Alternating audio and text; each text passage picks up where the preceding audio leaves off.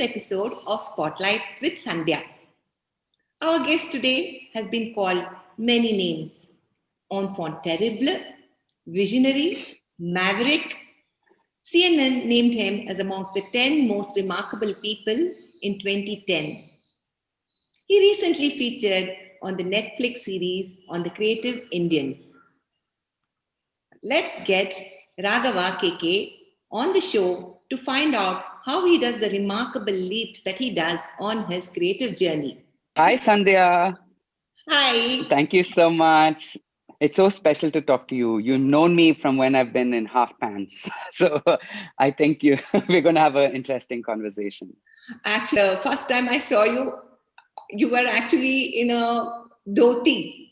I think you were in 11th or 12th standard and you had some surgery for your appendicitis or something and you had to wear a dhoti and come to school. I cannot even begin to pin down the many different things that you do. So let's start from the very beginning when you were in school and decided that you like to draw cartoons. How did you discover this talent in yourself? And how did you decide from day one that it is something, a gift that you have, and you are going to monetize it and people will have to pay you for it? I remember that about you. So let's begin from there. Actually started with that appendicitis incident because I was for months because my appendix had gotten infected and I had series of operations. So I was stuck in a classroom or stuck at home and I used to keep drawing and doodling. And one of the biggest concerns that the whole world had when I was a young cartoonist was that how are you going to survive? How are you going to make a living out of it? And on the other hand, it's the artist would say, you can't be commercial. I was like, how do I resolve this? So I decided that whatever I do, I have to have a holistic approach to it. That means my personal life, my professional life, and my curiosity or my spiritual seeking, so to speak, all had to, whatever I did had to address all of them. So I made sure I made money out of whatever I did. You have done an amazing number of things. And the interesting part is you never stopped being an artist. You raised millions of dollars in funding for your various enterprises. But you've also managed to hang out with the coolest people and collaborate with legendary musicians like Paul Simon. Had the opportunity to also hang out with Charles Schulz, the creator of the comic strip Peanuts, which is my favorite. And how do you... He was my god. So, Raghava, tell me, how do you manage to do all this? I mean, did you have a plan? Like you were very focused that you would make a career as a cartoonist. But then how did you manage to do all these various things that you did? Did you have a plan that from being a cartoonist, X point in your life, you're going to be, a world famous speaker? You've been on that TED Talks 4 times. I haven't heard of anybody who's been invited 4 times around. You developed 5 times, and that makes me a TED whore. But yeah. But to answer your question, Sandhya, I never had a plan, but I had a philosophy. My philosophy is you can't fool me, I'm too dumb. And it's as simple as I don't want to sabotage what I can become. I don't want to come in the way of myself. And so I was actually very naive. I had no clue how things actually worked. I didn't realize even the most freeing of careers had a path, had a standards, had like all these things to live up to. I was saying, I'm an artist. I'm free now. I'm free from the shackles of society. I can be whoever I want to be. And that really is what drove me. And so if something interested me, I would put all efforts. I would spend 12, 15 hours a day sketching. I always compared myself with the masters. I wanted to say, look at David Levine, who's one of my favorite cartoonists, and then I would say, how can I be as good as him? And I would try drawing a caricature and look at it and say, ew, mine looks so bad. How does he do it? And then I would try it 100 times, 1,000 times, until I felt I was getting close there. So my gurus were actually mostly dead artists or the greatest artists. And I wanted to understand how art can possess me, how I can have a relationship with art. So one of the most remarkable things about you and indeed your parents is that they allowed you to stop formal education when you finished your 12th. Why did you decide to do that? Did you not want any formal training in art? I would say art was more the closest thing that would let me be me. I was not committed to the profession of art. I was not committed to being the sort of pushing the boundaries of art. I was too young to know even those concepts. Mm-hmm. I was just interested in seeing how I can learn more about myself. And my dad, unfortunately, is a very philosophical man. And this is the beauty of engaging with philosophy. You can sort of deconstruct anything. So the old man was having his whiskey one day, and I said, Pa, why should I study? And he listed out these values of education. And I said, do you think I'm getting? He's like, you have to be a good citizen. You have to learn how to learn. Forget learning what they're teaching you. Learn how to learn. And then he had all these great ideas. And I said, Pa, where am I learning all of this at school? I mean, school is really just cramming stuff into my head. So I built a curriculum for myself. And every quarter, Sandhya, I had to report to him saying, Pa, this week I learned how to publish a cartoon. I learned how to do my accounts. I learned how to go and show people that I'm serious when nobody takes me seriously. So those were more soft skills. And which school teaches us that? And it came across as self-indulgent and arrogant to many people, because I also feel that most of us don't allow ourselves to be fully ourselves. And we are so concerned about validation, social validation. Maybe that part of my brain was missing. I wanted to get where I wanted to go, and I wanted to see how it feels like. I interviewed cartoonists and asked them, when you wake up, what's the first thing you think of? What do you do the whole day? Like, what do you do? Suppose you're working on a cartoon, how do you develop that idea? And those are the kind of things that were exciting me, because I had ideas, I had things that I hated, I had things that I wanted to fight against. So I was a little precocious because I didn't know better. How did you make the move into painting? I met a wonderful, wonderful human being called Milind Nayak, who is unfortunately no more.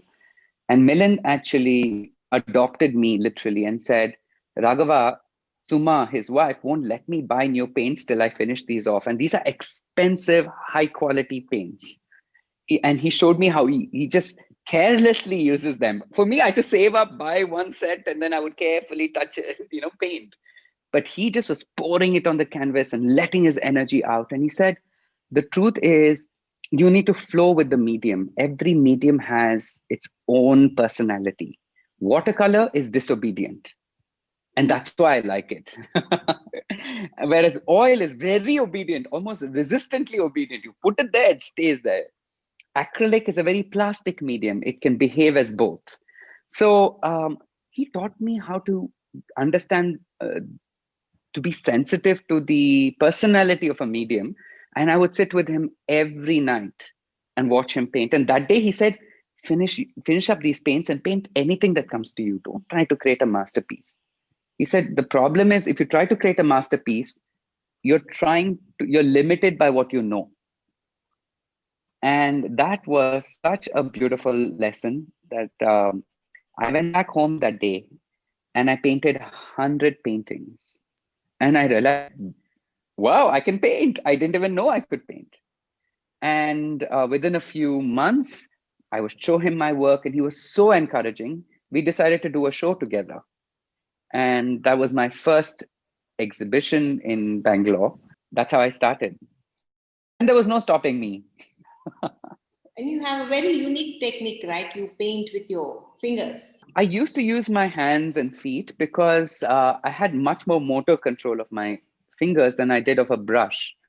Because a brush increased the friction between what I was feeling and what I was creating.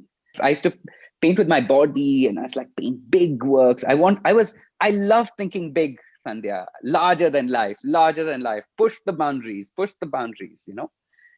My watercolors were mixed in buckets, not in little cups. Buckets of paint being poured over a canvas. or over yourself while you ran around the canvas. Wonderful, Raghava. Tell me, how did it feel? You were barely in your early 20s, but you are already selling at a much higher price than most of the established artists in, at least in Bangalore. And suddenly you were out there in the international market, so to speak. And who are the well-known collectors or the celebrities who own your work now? Would you be able to tell us? Absolutely. It actually didn't feel that good because the very people who were supportive started feeling threatened by me. And they kept saying, this boy is all about himself, which to some extent is true, because what else can we stay true to? It was not about my name or my brand, but it was about my personality. It was the only thing that I felt was my gift to the world. So I always had to deal with people feeling threatened. One of my first patrons was Benazir Bhutto. I have very, very fond memories of my meeting with her. Taslima Nasreen. And all of this happened in Boston at Harvard, where I was, when I was staying in Boston for 4 years, I was the de facto art director for all their plays and anything Harvard did. So not anything Harvard did, the South Asians at Harvard did. So I was always naughty. I met a lot of people. I was very curious. I actually sold my first big, large work to the royal family of the King and Queen of Morocco. I met my favorite artist, Farid Belkahia, in Morocco, and that was a turning point. But I was 21, so I was very, all of this was a story. So I've always been a storyteller too. I was living it and waiting to write that down and go and tell my friends. That leads us into my next question. So you have actually become a regular storyteller. You have created a game, if I'm right, which tells stories to children. You have created an entire business vertical to tell stories too, and you're using technology to do that. Can you explain a little bit more about how this happened? Absolutely. I'll tell you about 2-3 projects briefly, and then I'll tell you my idea of what stories are and how powerful they are and how bullshitty they are as well. So to begin with, my first public storytelling happened at TED. I mean, I've been telling stories all my life, but the one that caught the attention of the world was at TED, called 5 Lives of an Artist. When Apple saw that, they asked me to tell a story on the iPad. They said, iPad is different from a book. Everyone's looking at Kindle. You know, when you think of a book, you have a certain type of narrative. Now, I was not interested in anything didactic because I was almost allergic to this, the high knowledgeable greatness of great minds bullshit. I wanted to engage with ideas. So anything that told me what to know and what is the truth was boring for me. So I said, if I'm doing a children's book, I want it to be naughty. So it's a book about what parents do with children. But when you shake the iPad, you have a lesbian couple bringing up a child. You shake it, you have a homosexual couple. You shake it, you have different ideas of what a family is. And I've not had a traditional life. And I don't believe that there is a standard, correct, traditional life. So, and also I wanted to bridge the gap between physical and digital. So when it starts raining outside, it starts raining in the app. When it snows outside, it starts collecting, snow starts collecting in the app. So the idea was to deconstruct any linear narrative. Then I said, can I be even more naughty? And I made a book on India's independence. Okay, key moments. Very patriotic book, but when you shake it, you get Pakistan's perspective. When you shake it again, you get the British perspective, but we could not publish it. I would not be sitting here talking to you because no historian was interested in supporting it. Nobody wanted to fund it. It was crossing the boundaries of palatable mischief. So that project went off. But then recently we collaborated with Memesis, Anand Gandhi and Zain Memon to create a board game. So we wrote, my brother Karthik Kalyan Raman and I both wrote the future scenario for a board game on democracy. What is the future of democracy? And we've always thought that storytelling is a great tool. It is the oldest trick in the book on how to communicate and how to share. And what does story do? It takes emotion and fact, and it takes you on a journey, right? That's essentially a story. But there's a problem with stories. When one story becomes the truth, it dominates and becomes dogma. And that for me is the dangerous aspect of storytelling. For example, I've always believed that there are two types of stories. There's a story I'm telling you right now, Sandhya, and this is my version of Raghava. But there's a story I also tell myself. And the story I tell the world is the story of construction. This happened, and I did this. It's a construction of my identity. But the story I tell myself is a deconstruction. I am not just an artist, Raghava. I'm not just a dad. I'm not just a lover. I'm not just a successful guy. I'm not just a failure. I'm not just a fake. And you go deeper and deeper into who you can be, not who you are. And that is why every storyteller actually has a limitation. What you tell yourself is diametrically opposite to what you tell the world. And that begs the question, is there ever an authentic story?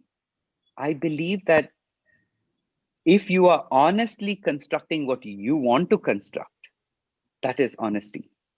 And what is the new project that you're working on currently? This year, I had big plans. I was showing in 6 countries. This was my big comeback. And I've just recovered or recovering from a major loss in my life, my divorce. And at that point, I was like, okay, now it's time for me to reinvent myself, my next avatar.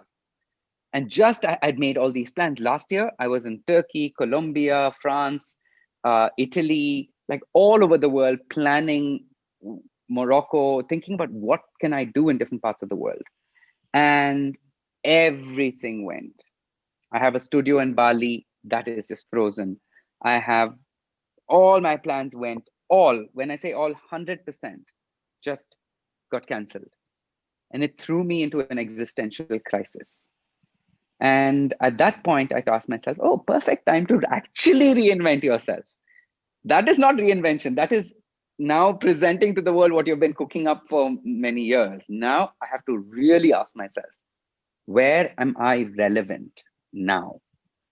And so I decided the one thing I've been scared of all my life is social media. Because when the more popular you get, the more out there you are, the more haters you get. And we have a bad habit. We have been taught by our parents, anything good said to you is not important. It's flattery. Anything bad said to you, pay attention to it. This is a misconception. My friend Jeff Marks, who's a famous Broadway, he's like a brother to me. He said, Raghava, what others think of you is no business of yours. None of your business. So I said to myself, okay, can I actually do something can I face my fear at this point? So I decided to do a performance art piece on Instagram, where I looked at Instagram because I saw this movie, Social Dilemma, or social, what is it called? Yeah, there's social dilemma, there's social distance, there are many social. Yeah, there's this fake news, all my intellectual friends are busy making a name for themselves, naming all the disorders that come with social media. And I can see that we're reinforcing this anti-technology sentiment all over the world. And I said, but that's the only thing that's allowing you and me to connect at this point, right? And there's a beautiful aspect to technology. I've always been a believer in technology. So I said, can I strip Instagram into its elements and perform an art, use that as my canvas? And so I called up Anto from Under 25, who is the king of social media. He's got like 150 pages. Under 25 is like, they're the largest youth brand. And I said, guys, I want to be relevant to you. I don't want to be only relevant to the art world. I want to be relevant to you. Half of India, 625 million people are under 25. Can I be relevant to them? And they said, dude, we'll have a spiritual retreat in your house, 6 days. We'll bring in cameras. We will just make the show. So the entire thing was a performance, and it's out on Instagram. And every few days, I post a new video, a magazine article. It's so different from anything I've done. As long as it's relevant. Yes. What's the point of the greatest ideas if it cannot meet the world? What is the point of me fighting with you intellectually and upping your game when everyone else looks at us like we are madmen? And for me, I have a split personality. There's a part of me that wants to engage in ideas, but there's another part of me that wants to be relevant. The only message I would like to give to people watching this is don't stop yourself from being who you can be. And any growth, Sandhya, has three feelings associated with it: loss, liberation, and mystery. When I went through divorce, a part of me died, and that can never be the same. A part of me was liberated. Now I can date anybody, I can be anybody, I have my time to myself. And at the same time, mystery, because I have no clue what how love will play a role in my life. So only when you embrace all three are you actually growing and feeling alive. So if there's one thing that matters to me, it's that. Absolutely. Raghava, I know your artworks have graced the cover of Rolling Stone. You've also designed t-shirts for the Paul Simon tour. I mean, you name it. It's the most inconceivable thing, you seem to have done it. But I also want to show that I am the proud possessor of a little bit of Raghava's art right here. Yes. Oh my God. Here you You go. still have that. Oh my God. Alan was so instrumental in shaping. You know, he was the first editor or journalist that I met, thanks to Munira Sen and Ponappa had done a cartooning workshop on social good and cartooning. And Alan came and taught us how to pitch to the press. And then I went to him and said, "You are the press, right? Can I come tomorrow and pitch to you?" He's like, "What?" And that's what I did. And that's how I started. So thank you so much for having that. That means a lot to me. That means a lot to me. And I also remember you were so generous when I asked you for illustrations for his novel. You were so happy to do the illustration. I want to ask you one last question. I mean, it could be totally inappropriate, but I've been curious Go for it. all the time. How come you have so many kids? I mean, in this generation, who has so many kids? I've stopped, I've stopped counting. I've lost track of it. You have 4 kids, 5 kids. How many kids do you have? I have 4 moral police in my house. I have 4 beautiful human beings. I have always wanted a house full of children. I have always wanted to live with personalities in a very deep and close way. My kids are highly individualistic. They call my bluff. And some of my friends say, "You're polluting the world with more people. That is so irresponsible. Every child is equal to so much carbon footprint." And I'm very grateful that I have every one of them. And I apologize to my friends for taking up resources, but if we turn those resources into something meaningful, then we can't kill humanity because of this. At the same time, we have to be responsible. So hopefully I'm doing my job as a parent. Hopefully they will be people who will make a difference in the world in their own way. That's lovely, Raghava. Thank you so much for being on the show. It was really wonderful to be part of your creative journey, at least as a very interested observer. And thank you, Sandhya. And to our audience, I hope you enjoyed watching this episode of Spotlight with Sandhya with Raghava KK, one of the most interesting human beings that I have had the fortune to discover over the years. Thank you, Sandhya. Please do like, share, and comment on this video. And as usual, I'll be back with another interesting guest in the next episode. Take care and bye-bye for now.